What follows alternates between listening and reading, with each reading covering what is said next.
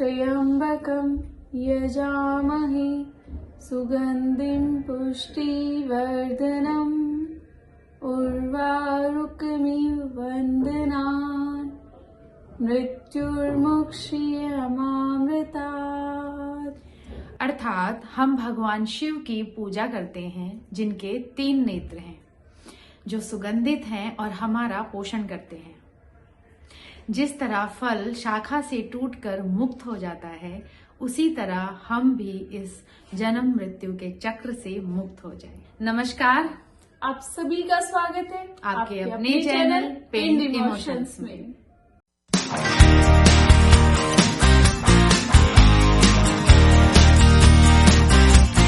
महाशिवरात्रि का पर्व आने वाला है और महाशिवरात्रि के पर्व के साथ ही भगवान शिव की जो कृपा दृष्टि है, वैसे तो सारा साल ही हम पर बनी रहती है, लेकिन महाशिवरात्रि पर पता नहीं क्यों ज्योतिर्लिंग की यात्रा का संयोग बन ही जाता है।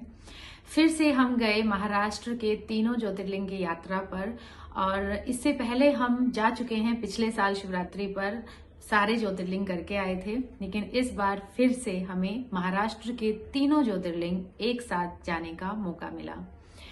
हम आज आपको बताने वाले हैं कि कैसे हम एक बार में ही 3 ज्योतिर्लिंग की यात्रा कर सकते हैं। तो हम सुबह सवेरे मुंबई से निकलते हैं और भीमाशंकर पूना की तरफ बढ़ते हैं। नवी मुंबई से भीमाशंकर ज्योतिर्लिंग का जो समय लगता है वो 5 से 5.5 घंटे का लगता है। वहीं अगर आप पूना से सफर करते हैं तो आपको मुश्किल से 4 घंटे लगेंगे। पूना से आपको बस स्टेशन से बस मिलेगी, वहां ट्रेन की कोई सुविधा नहीं है, क्योंकि जो भीमाशंकर ज्योतिर्लिंग है वो थोड़ा ऊंचाई पर बना हुआ है। कहते हैं कि भीमा नदी के उद्गम स्थल से ही ये भीमाशंकर ज्योतिर्लिंग की प्राप्ति हुई थी शिवलिंग। बाद में उसको नदी से स्थानांतरित करके मंदिर में स्थापित किया गया और आज भी ये वहीं पे अवस्थित है और उसी को ही वहीं पे एक मंदिर उनका बना दिया गया है। भीमाशंकर ज्योतिर्लिंग पहुंचते हैं हमें सुबह 8 बजे हम यहां से निकलते हैं और लगभग 1:30 बजे के करीब हम भीमाशंकर ज्योतिर्लिंग पहुंच जाते हैं। थोड़ा सा अंडर डेवलप्ड एरिया है, क्योंकि पहाड़ी क्षेत्र है, तो उतना ज्यादा वहां पर विकास नहीं हुआ है। वहां पे आपको होटल धर्मशाला ढूंढने में थोड़ी सी समस्या हो सकती है, क्योंकि अगर आप हाई क्लास स्टैंडर्ड चाहते हैं तो आपको वो वहां से काफी दूरी पर मिलेगा, लेकिन काफी दूरी पर मिलेगा। उसके बाद आप जब मंदिर के दर्शन करने आएंगे तो भी आपको ज्यादा लंबी लाइन, वहां पे ज्यादा लंबी पंक्ति में इंतजार नहीं करना पड़ेगा, क्योंकि भीमाशंकर ज्योतिर्लिंग में उतनी ज्यादा भीड़ आपको नहीं मिलती है, तुलना में कम भीड़ मिलती है। तो हम वहां पहुंचते हैं 1:30 बजे और अपना रूम लेते हैं, फ्रेश होते हैं और उसके बाद हमें लालच आता है कि क्यों ना एक बार अभी भी दर्शन कर लिए जाएं। वैसे तो भीमाशंकर ज्योतिर्लिंग में 12 बजे के बाद चांदी का आवरण शिवलिंग पर चढ़ा हुआ मिलता है, तो आप उसी आवरण के साथ दर्शन कर पाते हैं। लेकिन मुझे लगता है कि दर्शन से ज्यादा वहां की जो ऊर्जा होती है वो महत्वपूर्ण होती है।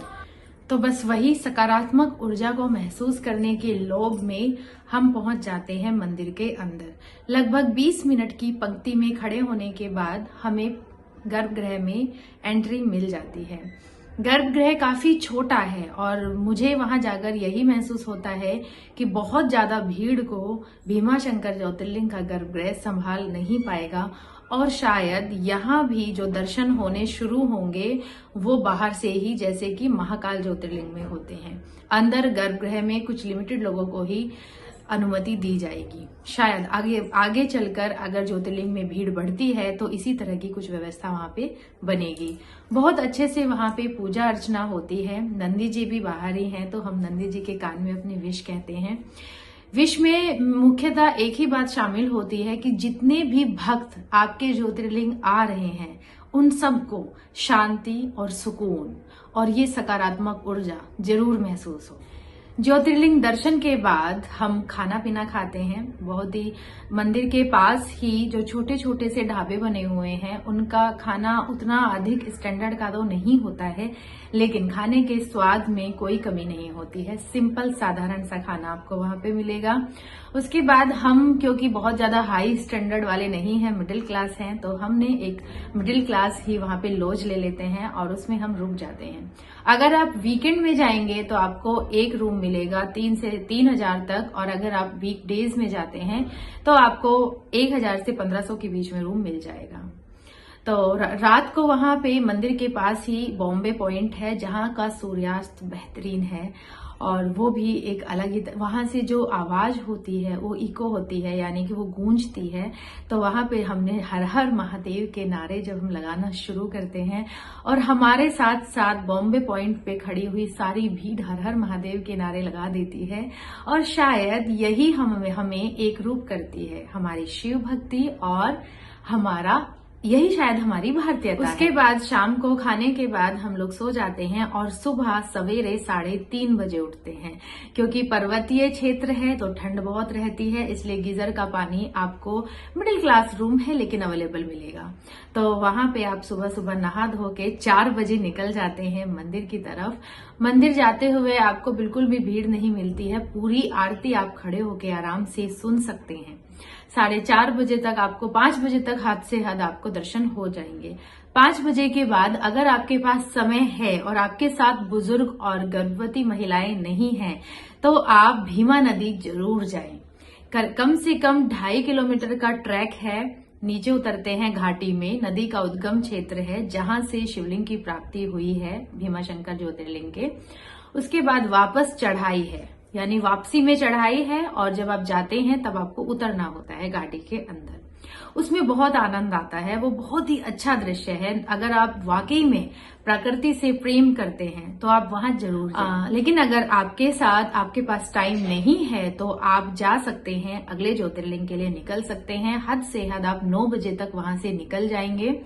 अगला ज्योतिर्लिंग पड़ता है औरंगाबाद में। भीमाशंकर से निकलकर अब हम पहुंच चुके हैं कृष्णेश्वर। ये 12 ज्योतिर्लिंगों में 12वां ज्योतिर्लिंग। भीमाशंकर ज्योतिर्लिंग से कृष्णेश्वर ज्योतिर्लिंग के बीच की दूरी लगभग 300 किलोमीटर है, जो आप 4 से 5 घंटे में पूरी कर सकते हैं। वहां पहुंचने के बाद आप देखते हैं कि जो मंदिर है वो काफी प्राचीन है। जिस तरह आज के जो मंदिर है उनके आसपास आपको बहुत भव्यता दिखाई देती है, वो वहां नहीं है। पर जैसे जैसे आप मंदिर की तरफ बढ़ते हैं, आपको मंदिर में जब आप एंट्री करते हैं उसके बाद आप एक अलग ही एनर्जी के बीच पहुंच जाते हैं।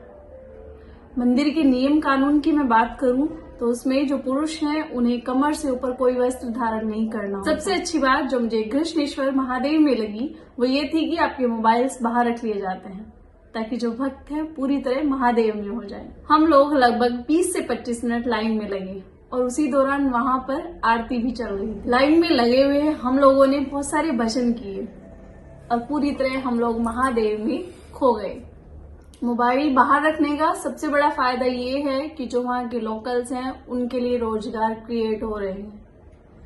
जैसे जैसे हम गर्भगृह की तरफ बढ़े और गर्भगृह में एंट्री की तो अब तक के जितने भी ज्योतिर्लिंग हैं उन सब की एनर्जी एक से बढ़कर एक है। मतलब आप अलग ही वहां फील करने लगते हैं। वही फीलिंग आपको कृष्णेश्वर महादेव में मिलती है।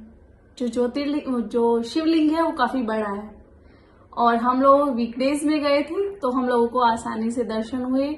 हम शिवलिंग को टच कर पाए और पूरी तरह से शिवलिंग को बिना किसी आवरण के देख पाए।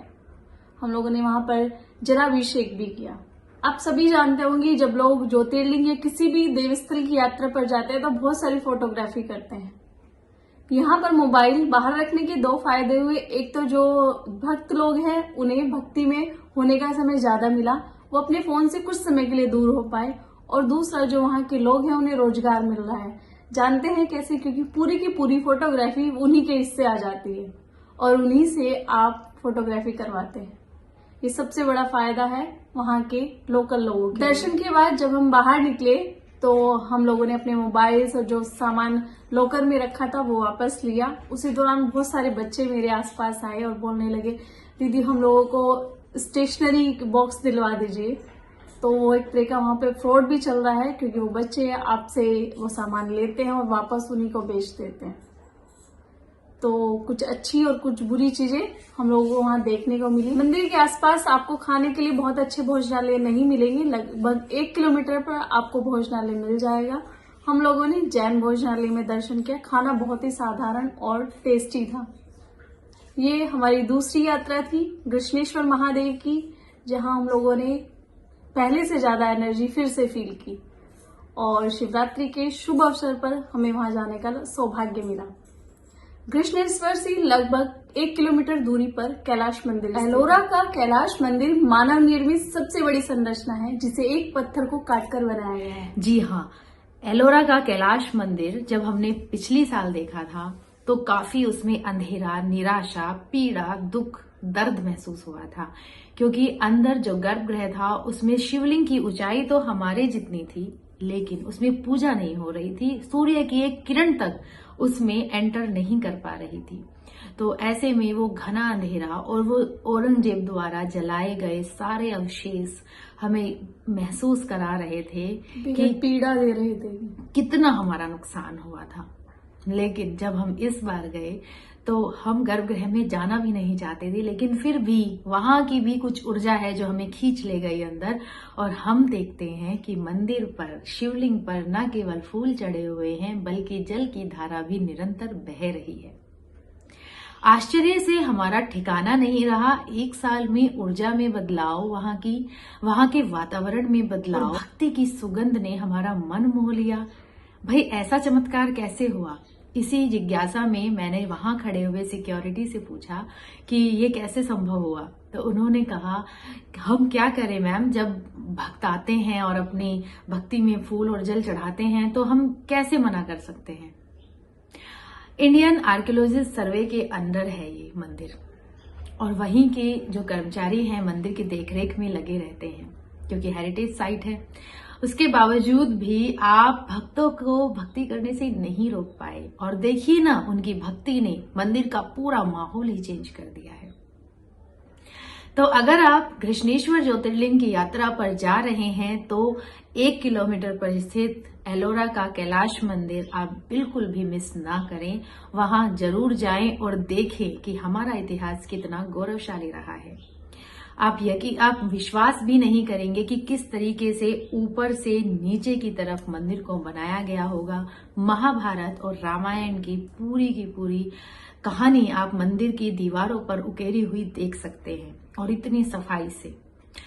वो तो तब है जब मंदिर को कई बार तोड़ने की कोशिश की गई है। सोचिए, अगर इसको किसी ने नुकसान ही ना पहुंचाया होता तो आज हमें क्या देखने को मिलता। महीनों उस मंदिर को तोड़ा गया, और फिर भी आप देख पाएंगे कि मंदिर में क्या कुछ ऐसा तोड़ पाए कि उसे मंदिर दिखाई ना दे।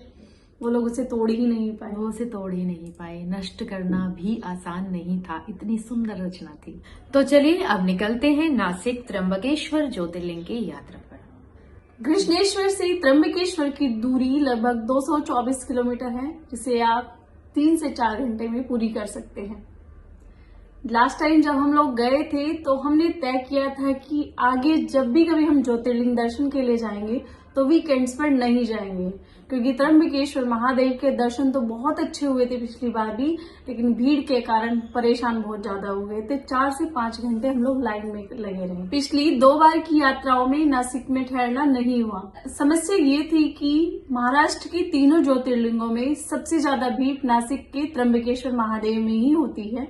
वीआईपी पास लेना मुझे इसलिए भी अच्छा नहीं लगा क्योंकि बुजुर्ग, और अगर आप अस्वस्थ हैं या आप प्रेग्नेंट नहीं हैं तो वीआईपी पास ना ले। इसी चक्कर में हम लोगों ने कभी नहीं लिया।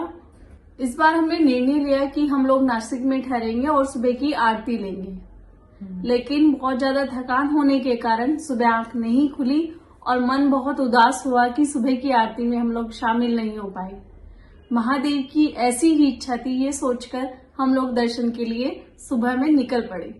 ये पहली बार था कि पंक्ति नहीं थी, यह पहली बार था कि हम मुख्य दरवाजे से एंट्री कर रहे थे, और ये भी पहली बार था कि जो मंदिर का प्रांगण है मैं उसे बड़े ध्यान से देख पा रही थी। यह भी पहली ही बार था कि मंदिर में इतनी तसल्ली से दर्शन हुए थे, और यह भी पहली बार था कि गर्भगृह में महादेव के सम्मुख हम लोग शीश झुका पाए थे। मन और आत्मा तृप्त हो चुके थे। ऐसा लग रहा था ये मेरी तीसरी नहीं, पहली बार यहाँ की यात्रा थी।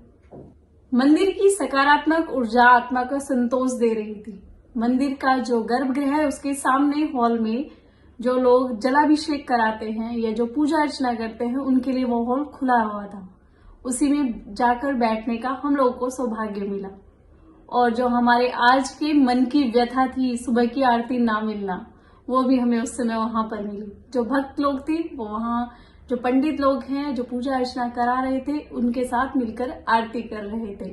तो महादेव ने मन के सारे शौक दूर कर दिए। मैं कभी मंदिर के नियमों को भंग नहीं करती। अक्सर जो मंदिर के नियम होते हैं उनका पूरी तरह से पालन करती हूँ। लेकिन इस बार ऐसा हुआ, जब मैं मंदिर में आरती में शामिल थी तो जो सिक्योरिटी वाले भैया है वो आकर कहने लगे कि मैडम आप बाहर निकल जाइए। मैंने उनसे कहा अभी आरती चल रही है, आखिरी की 2 या 3 पंक्ति बची हैं, मैं आरती के बाद ही बाहर निकलूंगी। वो मुझे लगातार घूरते रहे और मैं अपनी भक्ति में लीन आंखें बंद करे अपने महादेव को याद करती रही। मुझे सच में यकीन नहीं हुआ कि मैं सिक्योरिटी गार्ड का विरोध कर आई हूँ। यह आरती थी किसी भक्त के रुद्राभिषेक खत्म होने के बाद की। संयोग यह था कि जैसे ही हम वहां बैठे ऐसे ही आरती शुरू हो गई। अब नासिक में ठहरे थे तो भला महादेव हमें आरती के बिना कैसे जाने देते। यह संयोग अविश्वसनीय था। बिना अव्यवस्था फैलाए हम लोग मंदिर से बाहर आ गए। मंदिर से बाहर आकर हम लोगों ने फोटोग्राफी की और यहाँ पर आपको मोबाइल ले जाना अलाउ है। आप मंदिर के जो गर्भगृह है उसमें फोटोग्राफी नहीं कर सकते, लेकिन मंदिर परिसर में आप फोटोग्राफी कर सकते हैं। उसकी फोटो आप व्लॉग में अटैच कर दी जाएगी। मंदिर की शिवलिंग बहुत छोटी है, आपको गर्भगृह में एंट्री नहीं मिलेगी क्योंकि गर्भगृह भी बहुत नीचे जा चुका है।